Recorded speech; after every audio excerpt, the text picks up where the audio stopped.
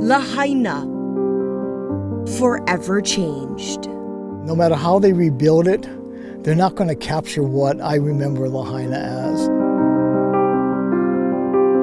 1 year since the deadliest U.S. wildfire in over a century.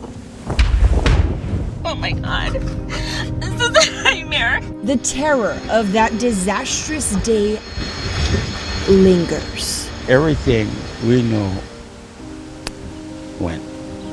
We suffered, our families suffered, and we smiled and we stuck together. For many, the true recovery hasn't even begun. And after an unpredictable year, it's time now for tough choices. We don't have anything now.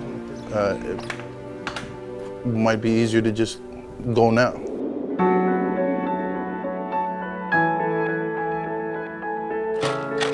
There are signs of progress. It's given hope not only to my family, but I think the community too. And hope is always growing that Lahaina and all of Maui will heal with time. Aloha, I'm Chelsea Davis. The impact of last year's wildfires touched the lives of everyone here on Maui. Over the next hour, we'll look at what's happened in Lahaina and Upcountry Maui since the disaster. Changes have been made, but there's still so much left to do. But first, it's been said, to move forward, you must also be willing to look back. The memories of last August may be painful, but are important lessons as we look to the future. The first fire on August 8th, 2023 ignited shortly after midnight in Kula, an area with limited resources to battle the flames. More than a dozen homes burned to the ground, but the fire danger was far from over. Concerning threats continue into the night with the damaging winds, the fire danger. Oh, this is live. Around 6:35 that morning in West Maui, another fire happened near Lahaina Intermediate School. Power line just went down. See them right there. That's the power line that started. It didn't spread far and was contained a few hours later. But by 3 p.m. in the same location, another fire flared up, and this one was moving fast. Wow, that's like 4 or 5 houses. Flames eventually jumped the Lahaina bypass, a key exit out of town. There was chaos. Power poles and lines were down, complicating the mad rush to escape. Guys, we gotta walk. Hell no, we're gonna die. But no sirens sounded to warn of the emergency. Do you regret not sounding the sirens? I do not. Police officers rushed through neighborhoods. Houses. That's a house on fire. Bro, everything is on fire. Come on! There's a fire! Is there anybody else in here? No, I'm here by myself. Come on! The wind-whipped blaze barreled towards Front Street. Everywhere people turned, there were flames. Some jumped into the ocean. Both sides, to the left and the right, are on fire. Hoping the water would provide protection. Explosions going on. Hundreds of explosions. Smoke so dark and dense turned the afternoon into night. Everyone who made it out watched their beloved town burn from afar. But more than 100 people didn't survive. The way he went, I can never get over that. And just wondering the pain and suffering. The fire burned through the night, and as the smoke began to clear the next morning, we all saw for the first time the Lahaina we knew was gone. One of the first people I met here in Lahaina the morning after the fires was Kekoa Lansford. His emotions were so raw after spending the entire night rescuing people from the flames. A year later, this hero says all of Lahaina still needs help. So I met you almost a year ago. How are you doing? I'm doing all right. I'm hanging in there. Hanging in there and able to smile, something almost unimaginable a year ago, as the heartbreak of what happened in Lahaina was still so raw for Kekoa Lansford. If you guys can't imagine what hell looked like on Earth, that's what it looked like. Still get dead bodies. in the water, floating, and on the seawall. They've been sitting there since last night. We've been pulling people out since last night, trying to save people's lives. Kikoa got his family to safety as the flames engulfed Lahaina. Then he went back into the inferno and risked his life to save others. And if I saw somebody, I helped them. This is a nationwide issue at this point. Yeah, we need help, a lot of help. We gotta get people down here. His passionate plea made headlines around the world. A year later, my plea is still the same. It is a nationwide issue. Fires are happening everywhere now, but I want to be more specific. We need help to rebuild. Kikoa lost his own home in the fire. He's frustrated that he may not be able to rebuild it. Not just not affordable, the cost is ridiculous to attempt to build right now. If I were to rebuild my home as it was standing today, I'm looking at like $1.2 million to rebuild it as it was. The idea that we have to get permits that we already had is asinine. I think it's unfair. And I think that more than unfair, I think it's wrong. Kikoa wants more opportunities provided by the state, county, or federal government to help Lahaina residents pay for the rebuild, because Lahaina will never recover if its people can't return. We have a serious battle or issue on our hands as local people, not just Hawaiians, but local people in Lahaina, and we need to stick together. We suffered, our families suffered, and we smiled and we stuck together, and the old timers and their stories can prove that. And we're not looking for a handout, we're looking for a hand up that we deserve. Family, friends, and faith have kept wildfire survivors moving forward during this difficult year. Maheleni Richardson follows one man's journey, plus how a daring rescue turned strangers into best buddies. But first, church members mourn a historic loss, but say their ancestors saved a sacred site. Historic Waiola Church was near the center of the Hawaiian Kingdom in Lahaina, and it's where Christianity started on the island of Maui.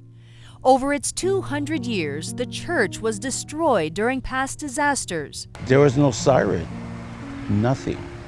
And once again during last year's Lahaina wildfire. Our haleai, it started to burn. Everything was burning from the top down. Tama Kaleleiki Kahu, or guardian of the royal tomb, took photos of the church's dining hall in flames around 6:30 that night. The smoke was so black that you could see, like we call akulele, these fireballs, they're just going. He knew Waiola Church would be consumed. The grief of knowing the inevitable, but we didn't know that our whole town would be gone.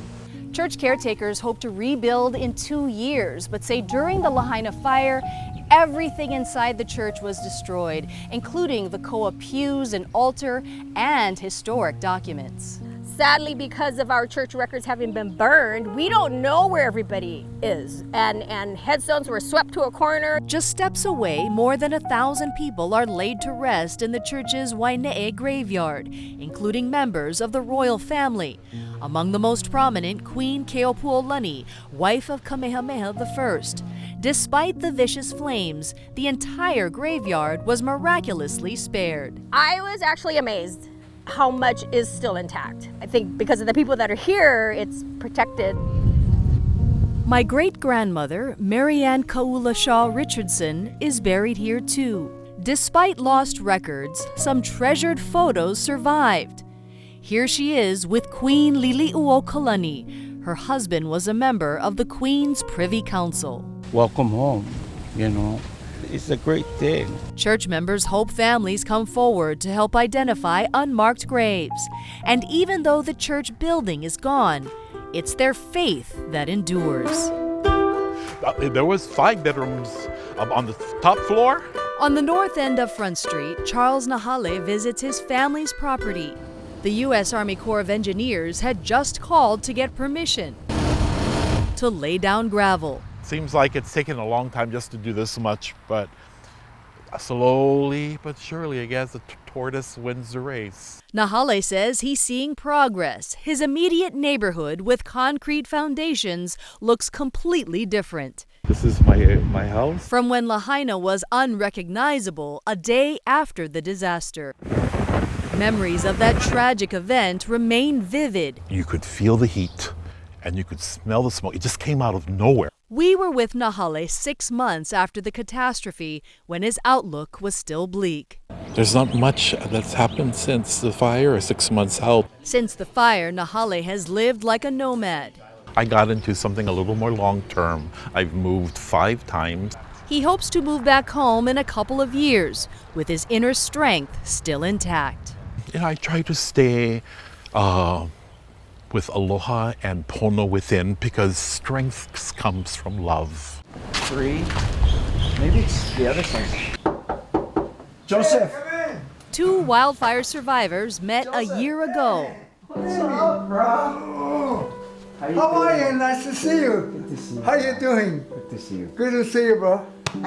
Strangers turn buddies, brought together during the Lahaina firestorm. So when I saw the smoke, black smoke and flames, I say it's time to get the hell out of there. As ferocious flames spread near his home, now 92 years old, Joseph Brunel couldn't run, so he walked outside and found himself alone against terror. The wind was blowing over 80 miles an hour. I was holding onto a tree. This is the tree that Brunel was desperately hanging on to. He was determined to cling to his life during the hurricane-force winds. By the time I got from downstairs, upstairs 5 minutes, our house was full of black smoke. Jamie Fernandez evacuated his own home just below Brunel's and jumped into his truck. The fire truck was blocking the road and the houses were all on fire and I was blocked in and I came back down the road, made that turn where he was, and then I saw him. I said, "Hey, do you need help?" Before I could answer him properly, he says to me, "Jump in!" Fernandez says the drive out of Lahaina was bumper to bumper. So we went up the bypass, and when it turned at the top, we stopped there for half an hour. We watched Lahaina burn. They eventually found their families. There's Jamie and me. No. And say that time in the car together kindled a lifelong friendship. It was chaos, but there was peace between us in the car. I will love him and consider him a friend with a capital F, for the rest of my life. Without permanent homes, fire survivors have lived a year in limbo, floating from shelters to hotels to temporary housing. Some stayed with family or friends, and sadly others made the tough call to pack up and leave the island. Donate, keep. Sorting through memories. Look. Gotta keep this one. Ahead of a life-changing move. We've got some bins of clothes and donations that was given to us after the fire. Maui natives Viliami and Chosi Mailau will now call Tennessee home. They're leaving the Valley Isle and starting over for the second time after losing their home last August. It's just had to do it once. We can do it again. It hurts, but hey, we can keep all the Hawaii stuff.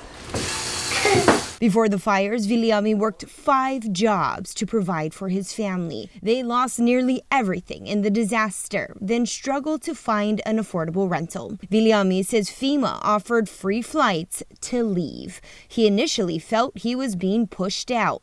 It kind of seemed like, hey, let's go off island, get off island. So, I mean, we took that, kept it in the back pocket, and then tried to figure out everything from there, hopefully not needing to pull or use that card. But when we decided in June to move to Tennessee, that's when we were kind of like, hey, maybe it'll benefit us if we can use this. The University of Hawaii Economic Research Organization estimates that Maui lost 4,000 residents since the fires. For many, the recovery and rebuilding are too much to endure. It's easier and cheaper to leave. The main problem was that both the FEMA and the state moved much too slowly on solutions, which ended up delaying our ability to temporarily house our families by months. And fundamentally, it led to our families experiencing housing instability, mental health struggles, and forcing families to move away. The Council for Native Hawaiian Advancement helped Viliami obtain a commercial driver's license, which he will use to start a new career on the continent. The Mailaus know the move makes sense, but their hearts are breaking. Their oldest son wants to stay. I kind of feel like that I'm failing him in a way. Like he wants to stay here and grow up with his cousins here because that's where I'm born and raised here. And rip that opportunity away from him, it sucks. And just as it gets closer, that's all he does is cry. And I can't help because the only way I can help is move away where it's cheaper, where there is housing, like places that we can afford. No matter how far we go, we know we can come back. We know we can come back. We know the aloha, the love, always gonna be here because we're deeply rooted in this island. It feels like kind of like a graveyard in this area. Once a neighborhood and now nothing. Still ahead, how will Lahaina build back? The progress and obstacles so far. Plus, I think at the very beginning, Kula was pretty much forgotten. Upcountry strong, the recovery in fire-ravaged areas of Kula.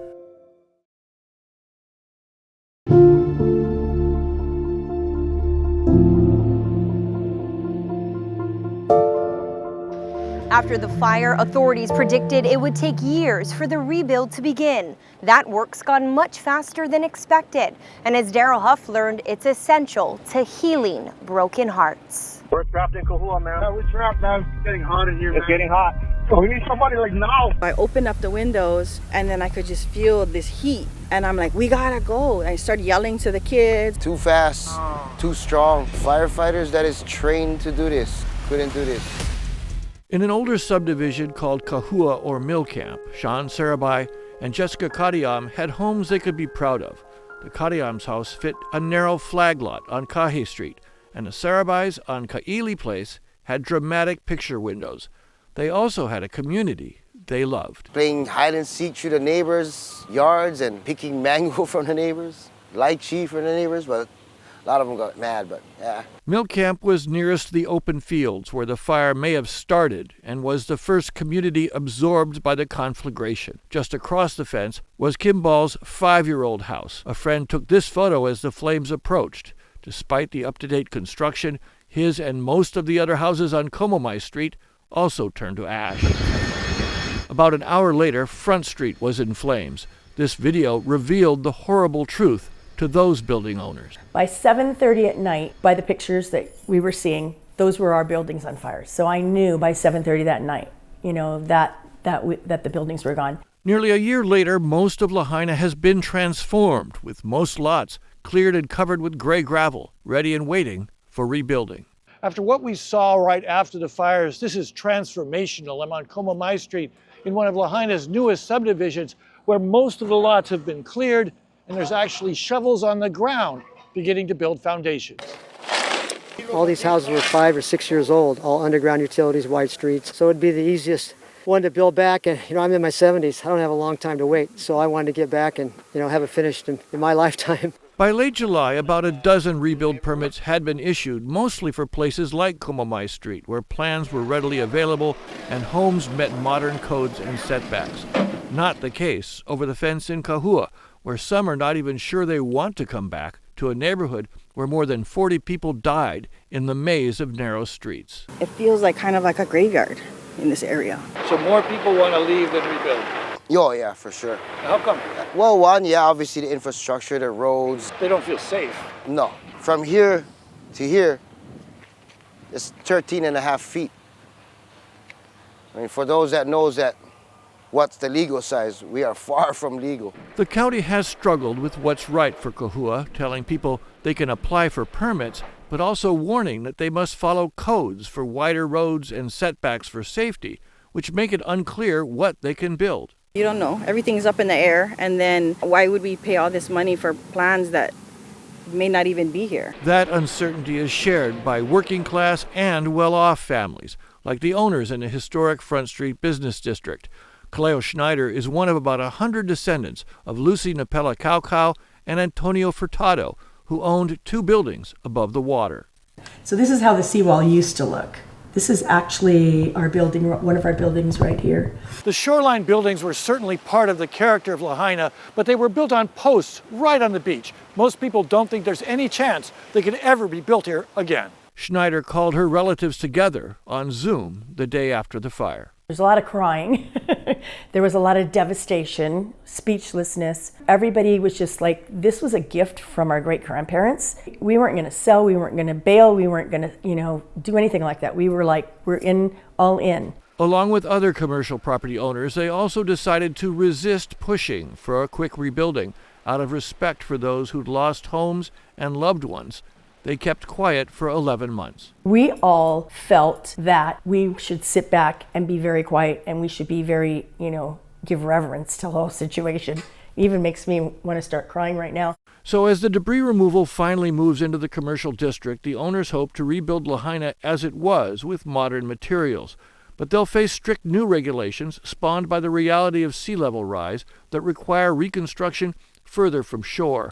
As of late July, the county hadn't approved a permit along the Coastal Special Management District, saying rebuilding plans will be reviewed case by case. Or hundreds of landowners having to do environmental assessments. Or they might move. Lahaina has a number of large pieces of property that could be used to offer new locations for owners who cannot rebuild, like along the shorelines or in congested subdivisions.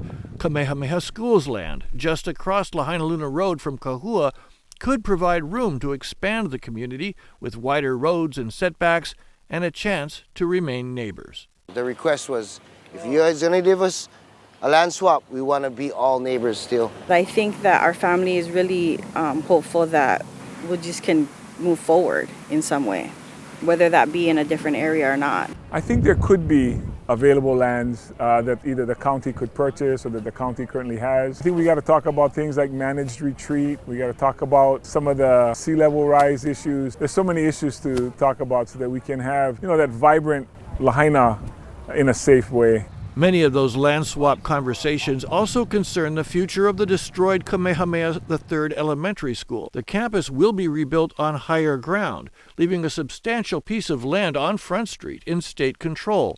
A portion could be offered to displaced businesses, but it's primarily seen as a major component of a cultural corridor.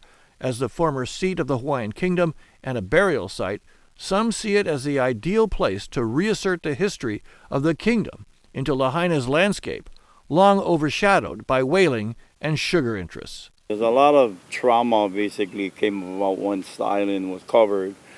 On the Native Hawaiian perspective of why this area was so important. Cultural advocate Keamoku Kapu is leading the growing movement to restore the nearly 20 acres of stream-fed ponds around Moku'ula Island, now buried under a city park. After the fire, the groundwater began to reemerge, filling the parking lot of the destroyed 505 Front Street Shopping Center, which Kapu says feels like a message from the past. Water is making a definitely big, huge statement. And lo and behold, we already have a fish pond. All we have to do is take the mascara off and we have the wetlands right there. Everything is all set in place. While thousands in Lahaina were experiencing a living hell last August, much of the world had no idea how bad things really were. A Maui helicopter pilot was one of the first people to show us all the immense destruction. Casey Lund connected with him as he flew over Lahaina for the first time in a year. About 500 cross both runways, very funny. He's been flying helicopters for decades. Okay, Roger, I'm going southwest to McGregor. Yeah? Pilot Richie Olston has flown over just about every acre of the Valley Isle. You see this solar farm they built down here? But this route, over the old sugar mill, following Hono'opi'ilani Highway, he hasn't flown this way in a full year. This is when the shock factor, set in, reaching this point here. The cleared, gravel-filled lots. Now this is all cleaned up here. Now this. A stark contrast to the shimmering blue waters that kiss the shoreline, and a bleak reminder of what happened here. Foundations of buildings, the cement that's left behind, and then just rubble and smoke everywhere, smoldering, like I said in the earlier time, like a war zone. The fire burned Lahaina on August 8th. Olston was flying his normal tour to Molokai, which doesn't go by West Maui, but he saw the smoke. But we just figured it was the same thing that's happened before of the fields, you know. The following morning on August 9th, 2023, with communication to West Maui cut off and very little information from public officials, this seasoned pilot, like many of us, wasn't sure just how bad things were. But he had a helicopter. I asked the owner of the company, I said, hey, I'd like to fly out there and see if there's any destruction. Olston and his crew were some of the first in the world to see how devastating the fire had been. We were in shock. We could not believe what we were seeing. We were looking at each other in the helicopter and saying, is this real? Is the town is gone? You know, we were just had tears in our eyes. We came back, and after viewing that, we came back and landed, and we were in disbelief. It was shocking. They flew in supplies for free to help those who had lost everything. Now, 1 year later, above Lahaina. How are you feeling? Well, feeling relieved that restoration has taken place, you know. But again, the impact of it, of all these homes and buildings being gone in the historic section, everything is still, you know, heartbreaking, unimaginable. Multiple fires also swept across Upcountry Maui last August. Some burned for weeks. By the time they were all out, dozens of structures were destroyed. Lynn Kawano shows us the recovery of Upcountry. In the shadows of Haleakala, Upcountry Maui is known for its sweeping views, cool temperatures, and towering trees. But it's those towering trees, tangled in power lines as they toppled in hurricane-force winds, that is believed to have triggered devastating fires last year. 911, what's your emergency? Yeah, get on fire on Palehu Road. Okay, and how big was it? It was kind of big. It's getting bigger. The smoke is very, very close. It's been getting much closer, and I'm trying to evacuate with my animals in my car, but there are multiple trees down on the road. The afternoon of August 8th, multiple fires were reported in Upcountry Maui. Flames spread across Kula like lava streams flowing downhill. The wind came in gusts. It was like strong, and then it was super strong. And when it was super strong, that gust would lift all the ashes up and jump them. Terry McBarnett was helping his neighbors fight the fire. On one side of the ridge, the fire department with resources stretched thin. On the other side, a retired fireman determined to push the flames back. Fortunately, we were on that 45-degree angle. If it was right at us, I don't think we would have had a chance. We were scared. We had to be evacuated. Then we waited, my sister and I waited at the shelter for 2.5 hours to see if my brother and brother-in-law made it out. And it was just tears when they showed up.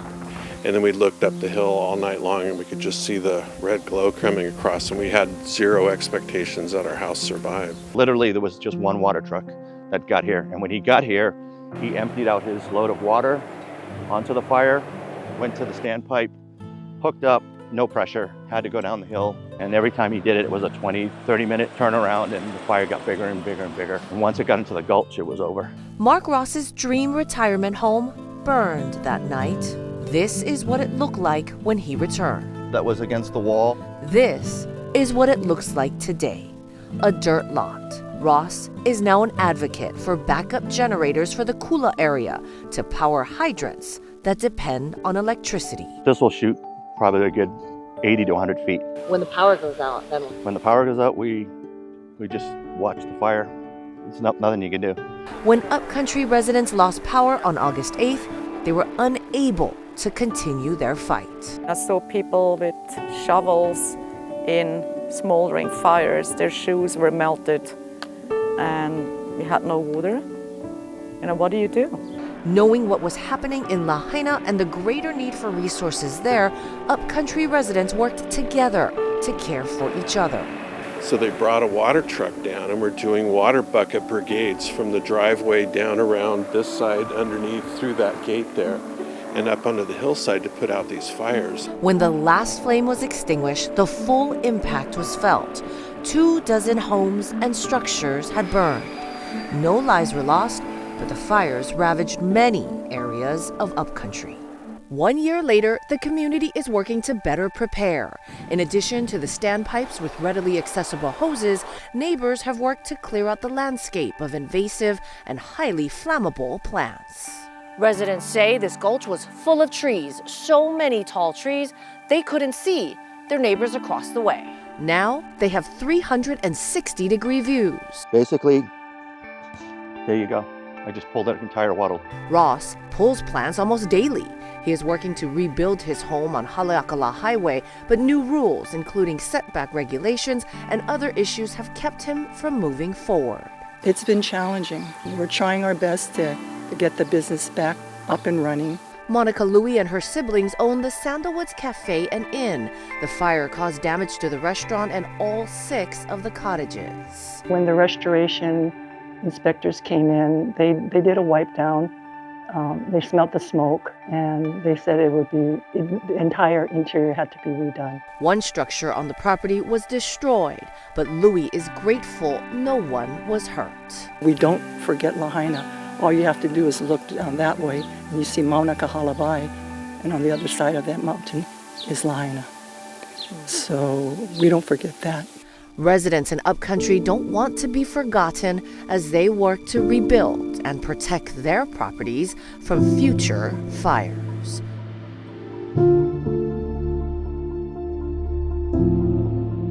Bro, I don't know what we're doing. Hey, slow down. This car right here. Still ahead, preventing another disaster. Our department is always looking to improve every aspect of itself. The changes and plans statewide to keep our communities safe. Hard work on 3. 1, 2, 3. And later, refreshed and ready to play. Lahaina Luna's beloved football team invites us to practice ahead of a new season.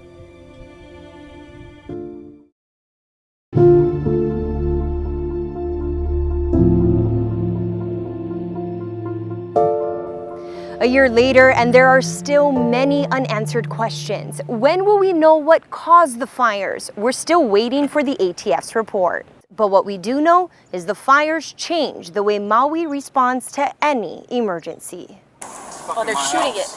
Oh, this is your house? Yeah. Oh. That house belonged to Maui police officer Raul Mira, and body cam footage captured his final moments with it. He only had enough time to rush in and grab a few photos. What I really wanted to do is go upstairs, grab my kids' rooms are upstairs, grab their keepsakes, but their roof was already caving in. Mira had no time to mourn. The off-duty officer leaped into action and helped people escape the flames. It was my house, but it was just a house. There were other people that needed help there were probably trapped within.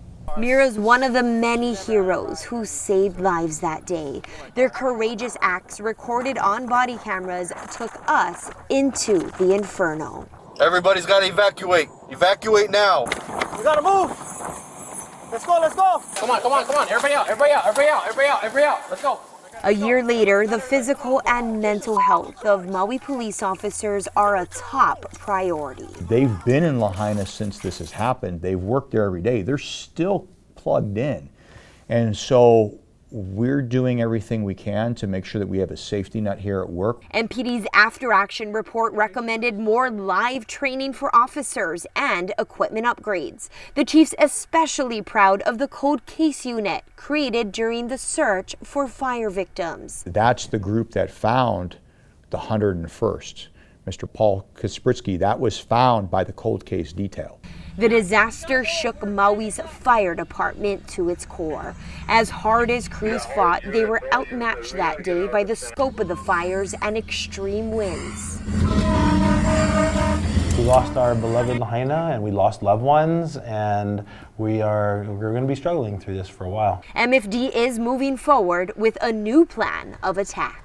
We have put wildland thermal imagers on all of our engines. We're going to be mounting those N5 sensors that came out back in April. We're amending our fire code to be a little stronger, a little clearer. We got 21 new positions. The department's also working with Hawaiian Electric on a system called Alert West. They're going to put up 80 cameras throughout the state that will have artificial intelligence and the ability to pan across the landscape to look for fire.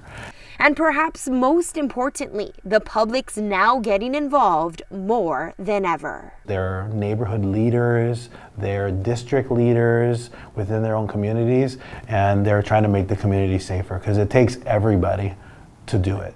The forethought of a single farmer likely saved an entire neighborhood and countless lives on August 8th.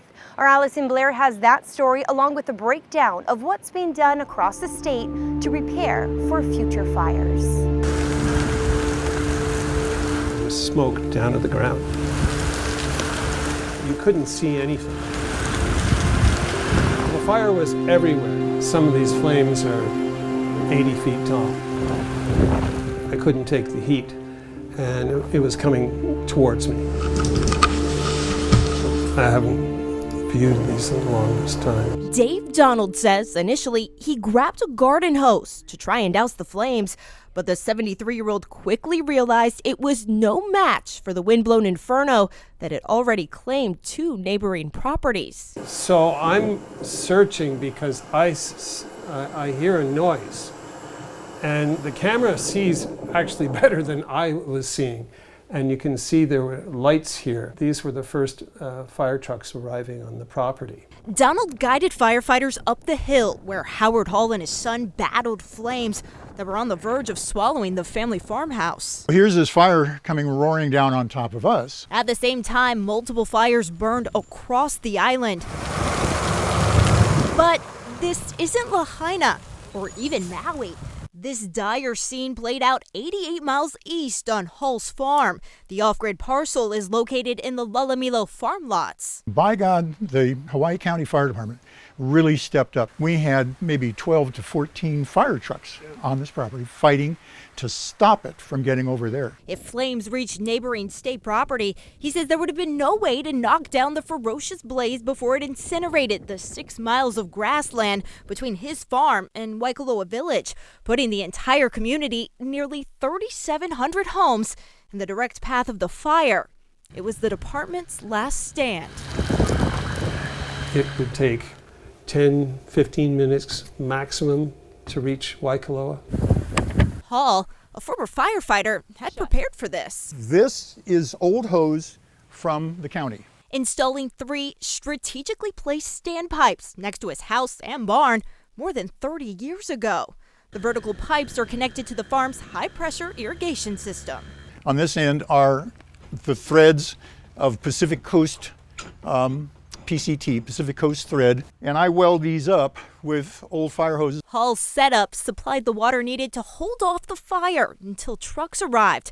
But that's not all it's good for. So this is an adapter I had made up that changes my PCT to NHT. And the reason is because that's what our county fire department uses. With the closest hydrant nearly a half-mile away, Hall's standpipes allow the fire department to refill its tankers in a fraction of the time. That grueling firefight dragged on 17 hours. And it wasn't until afterwards that we holy cow, had that gotten over, Waikoloa would have gone up pretty much like Lahaina did. In the years since the Lahaina disaster, H&N Investigates has learned officials on Hawaii Island, Oahu, and Kauai have spent countless hours working to mitigate wildfire hazards by collaborating with the community and bolstering emergency response plans, saying what happened that day will forever be etched in their minds. I'm Mitch Roth, the mayor for Hawaii County. I remember sending a text to Mayor Bisson asking how things were. His response is it's getting worse. I didn't quite understand what was happening. I looked at the NOAA satellite, picked up the fire layer, and I saw a huge dot encompassing the entire Lahaina area, which to me was impossible. Did you think a fire like that could happen here? No, never. I'm a Maui boy, and it really didn't hit me until I actually went on Front Street. It looked like a battlefield. Hawaii Fire Chief Mike Gibson. We can hold a fire in check if it doesn't have great wind behind it. But when it has great wind behind it, the most that we can do is alert people and evacuate. Or if all other means fail, that last line of defense oftentimes are county roads and state highways. And if we're not maintaining the shoulders, it increases the chance of these fires jumping over that road. It's why the county recently spent nearly $2.7 million on wildfire mitigation equipment and is working with large property owners to reduce fuel and cut fire breaks. One thing that we realized was lacking and we implemented immediately after Lahaina was severity staffing. Now, the department assigns an extra firefighter to each of its 8 stations the moment there's a red flag warning, fire, or hurricane advisory. Since August 8th, the Honolulu Fire Department reevaluated operations, changing the way it responds to all brush fires. So what we've done is send 2 engines and a tanker to all wildland calls to make sure that we can get the resources there fast. And prior, it was just 1 engine that was sent? 1 engine was sent initially. In places on Oahu where hydrants either don't exist or aren't readily accessible, HFD says its tanker trucks are invaluable. Because it's got the 1,800 gallons of water. HFD says it's using money in its current budget to purchase at least 1 additional tanker for a total of 8. In terms of personnel changes, Honolulu Fire now increases its staffing during red flag warnings. On those days, the county will also activate its emergency operations center if a wind advisory is also in effect. So prior to Lahaina, the trigger was a little bit higher. Another priority, more collaboration between departments and increased training for emergency management workers. A system cannot be dependent on me to function, but rather we have to have these clear protocols in place so that regardless of who's on duty, we get consistent results. That kind of intensive training is also happening on Hawaii Island, with specific focus on messaging and the use of the public alert warning system. Station 4 and Medic 4. Hawaii's fire department now ups its staffing during red flag warnings, and the county's emergency operations center is also activated earlier.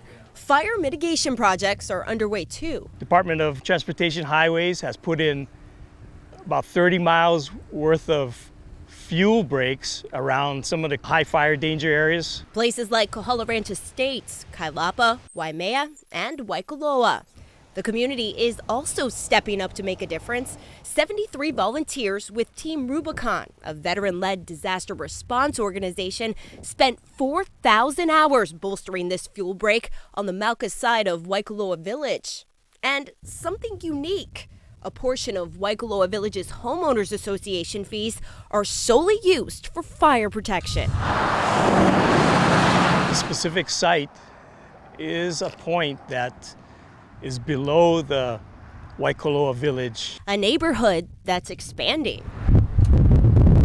With blustery winds and dry conditions a part of everyday life here, the head of the community's Firewise committee told us she's against new development, saying it's not safe. That's a fire trap on the north side until another road is built. Do you think it's a good idea to be building more homes in the back of Waikoloa Village? It's kind of like a catch-22.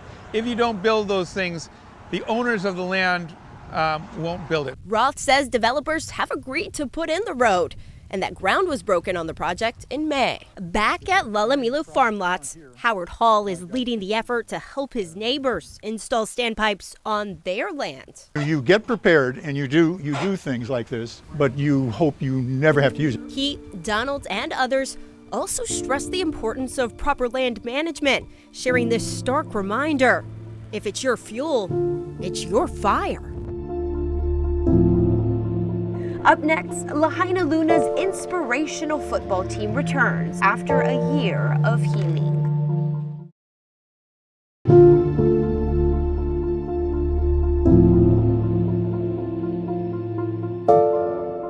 Scarred, but still standing. 1 year later, and there's new growth at Lahaina's famous banyan tree. But a large section of the northwest corner, too damaged by flames, was lost. Maui County's arborist has taken cuttings and plans to someday plant those keiki in the section of the parent tree that didn't make it. This is going to take decades. The next 1-2 decades, we will be doing reconstructive pruning on this to try and get some sort of shape back to this tree. It's been forever changed, but we're going to take what time we get and we're going to do what we have to do. Athletics at Lahaina Luna High School have always been a special part of this community, but that bond became even stronger last year when the football team played on, just weeks after the fires, becoming a symbol of the town's resilience. Mark Carpenter caught up with them ahead of the new season.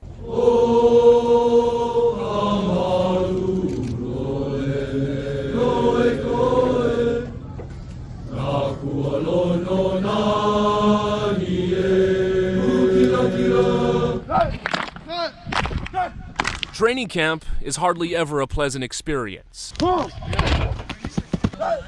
time when rosters are filled out and players go from summer break to the fall grind. But at Lahaina Luna, the pain and fatigue of football is a welcome escape. Last season, the Lunas fielded 85 players between its varsity and JV teams, over half directly impacted by the wildfires. The destruction of that day, still so raw. Grew up right down the road, Lahaina. My house got burnt down. It just kept on growing, and then all of a sudden the wind started blowing towards our house, and the fire just rapidly spread it to our place. My mom walked in and she just said, "Pack everything, we're leaving." And we were watching from the bypass, and all we could hear is explosions. We couldn't even see the sun or clouds. It's just all black everywhere. The fires also affected practically the entire Luna's coaching staff. Head coach Dean Ricard lost his childhood home, and at one point he was living with more than 30 of his relatives in Wailuku.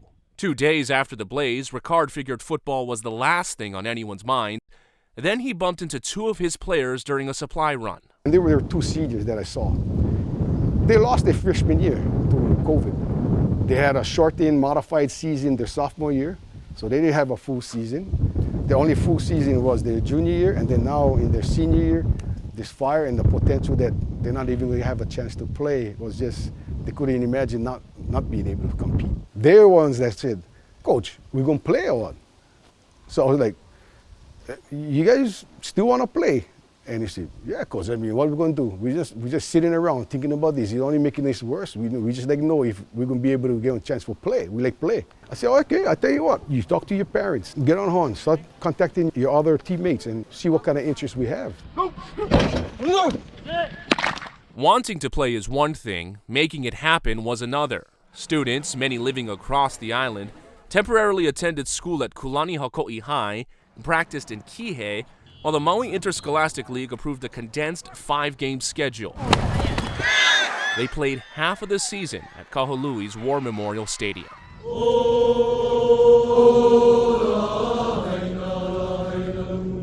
And their return, not just a redemption story. The Lunas swept the conference, going undefeated until the state championship, extending a stretch of 44 straight regular season wins against Maui opponents. Yes! Touchdown! Luna's lead! That streak dates back to 2016, for goodness sake. So, yeah, remarkable. Just remarkable. And I do truly think that season helped this community immensely to recover a little bit. The Lunas mean probably more to their community more than any other public high school in the state, maybe outside of Kahuku. And we're just proud of their accomplishments, and we already addressed the seniors this year and told them that now it's in your guys' hands because, yeah, we're 1 year removed, but, we're still facing the same challenges as we were a year ago. Most of the team is still living with family in other districts or in temporary housing. Senior Simeone Olakawatu stayed in a hotel for months before relocating in April. We walk by faith, not by fear. Kind of just have faith, everything will come back together. I'm still kind of troubled that I don't really have the comfort of having a proper house, and how do I say this? Having the people that you wanted to cheer you on the field are not here anymore. Heartache that is still so fresh for this team and the community it represents. But playing on helps the healing process and strengthens the Luna's unbreakable connection with this town. You would never want any other program or any other community to go through it, but at the same time, what these kids went through and what they represented, like we told you guys serve as this beacon of hope that we can move beyond this tragedy, but we only can do them united and together.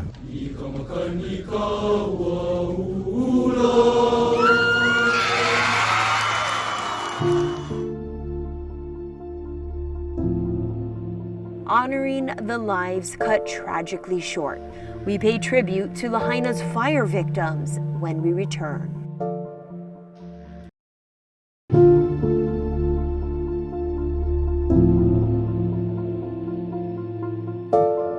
We know the saying, Maui no ka'oi, Maui is the best. We will not give up. We will persevere. We will also never forget those we tragically lost last year. We say aloha now to you with a tribute to those 102 victims. Every one of their lives mattered. Mahalo Maui, and thank you for watching.